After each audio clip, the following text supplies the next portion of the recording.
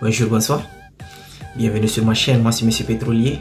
Alors je dis merci aux anciens pour les partages, pour les likes et tout.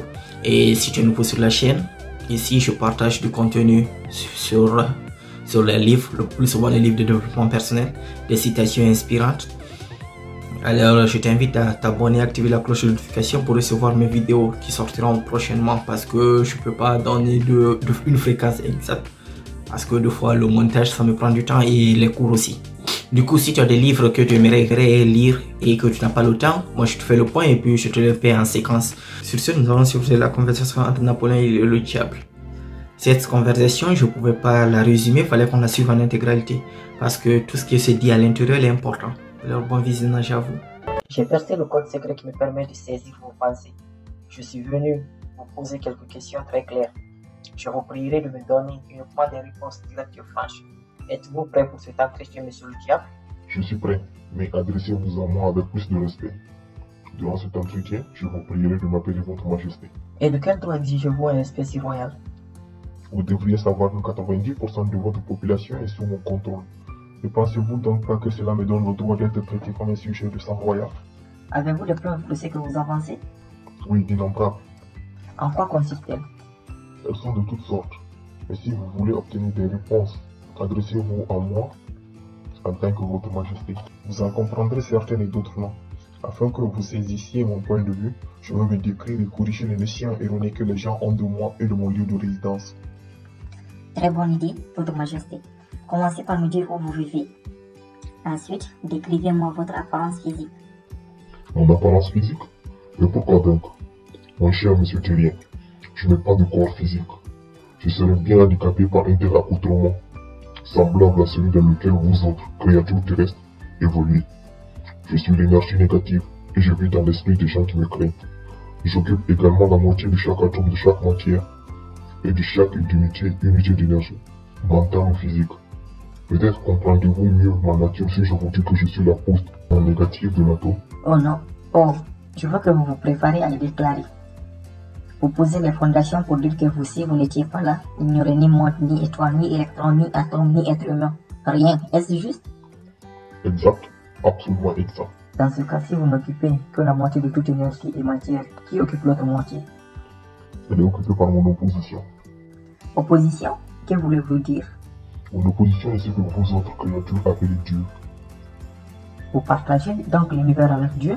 Est-ce pas votre déclaration? Ce n'est pas ma déclaration, c'est la simple réalité. Avant d'entrer dans cet entretien, vous comprendrez pourquoi ma déclaration est vraie. Vous comprendrez également pourquoi cela ne doit être vrai. Sinon, un monde tel que le vôtre ne pourrait pas exister. Pas plus que des créatures terrestres comme vous. Je ne suis pas bête. Et je ne suis pas une bête avec une langue fourchée et une queue pointue. Mais vous contrôlez les esprits de 98% des personnes. Vous l'avez dit vous-même. Qui a osé et qui a causé la misère de ce monde contrôlé à 90% par le diable si ce n'est vous? Je n'ai pas dit que j'avais pas causé toute la misère du monde.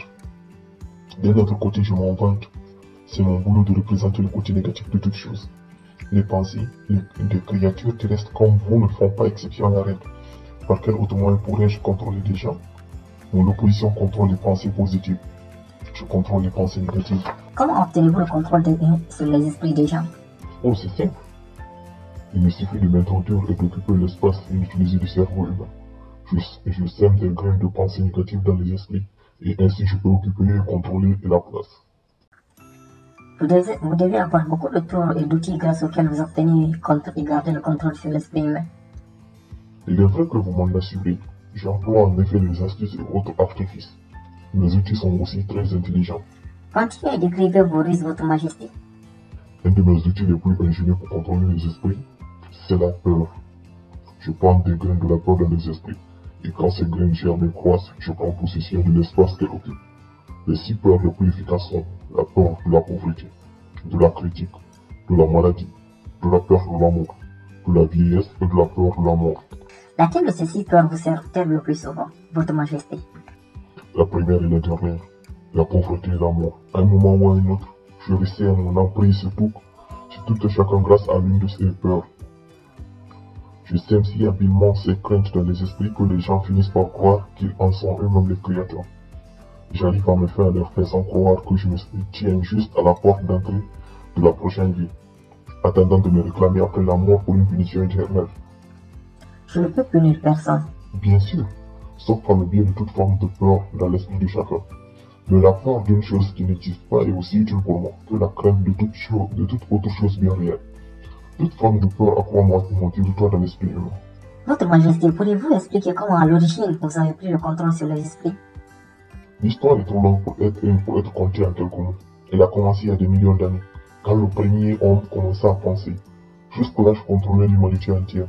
C'est alors que mes ennemis découvrirent le pouvoir de la pensée positive placée dans l'esprit des hommes, et ainsi débutèrent ma bataille pour conserver le pouvoir. Jusqu'ici, j'ai eu plutôt de bons résultats, perdant à peine 2% des gens face à mon opposition. Je juge par votre réponse que les hommes qui pensent sont vos ennemis, est-ce juste? Ce n'est pas juste, mec, c'est correct. Parlez-moi un peu plus du monde dans lequel vous vivez. Je vis où bon me semble. Le temps et l'espace n'existent pas pour moi. Je suis une force bien décrite, très bien décrite sous le terme d'énergie. Mon lieu d'habitation favori, comme je vous l'ai dit, c'est dans l'esprit des créatures terrestres. Je contrôle une partie du cerveau de chaque être humain. La quantité d'espace que j'occupe dans l'esprit de chaque individu est proportionnelle à la pauvreté et la consistance de sa réflexion. Comme je vous l'ai dit, je ne peux pas contrôler entièrement un être qui pense. Vous parlez de votre opposition, que voulez-vous dire au sujet de par ce terme? Mon adversaire contrôle toutes les forces positives du monde, telles que l'amour, la foi, l'espoir et l'optimisme. Mon adversaire domine également les facteurs positifs de toute loi naturelle qui régit l'univers. Les forces qui maintiennent à l'équilibre la Terre, les planètes et toutes les étoiles dans leur trajectoire. Mais ces forces sont insignifiantes en comparaison avec celles qui opèrent dans l'esprit humain, sous mon contrôle. Vous voyez, je n'ai que faire de contrôler les étoiles et les planètes. Je préfère contrôler les esprits humains. Où avez-vous acquis votre pouvoir? Par là, je veux dire, comment faites-vous pour le renforcer? Je l'amplifie en m'appropriant le pouvoir sur l'esprit des créatures terrestres au moment où elles passent la porte de la mort. Les 90% de ceux qui retournent à bord de mon avion, en provenance de la navette Terre, sont pris en charge par mes soins. Et la puissance de leur esprit vient renforcer mon être. Je récupère tout ce qui passe. Le pas avec toutes sortes de peurs. Vous voyez, je suis constamment un travailleur, préparant des esprits déjà avant l'amour, avant de pouvoir en prendre possession pendant qu'ils reviennent à bord du vaisseau. Pendant qu'ils reviennent à bord de mon vaisseau.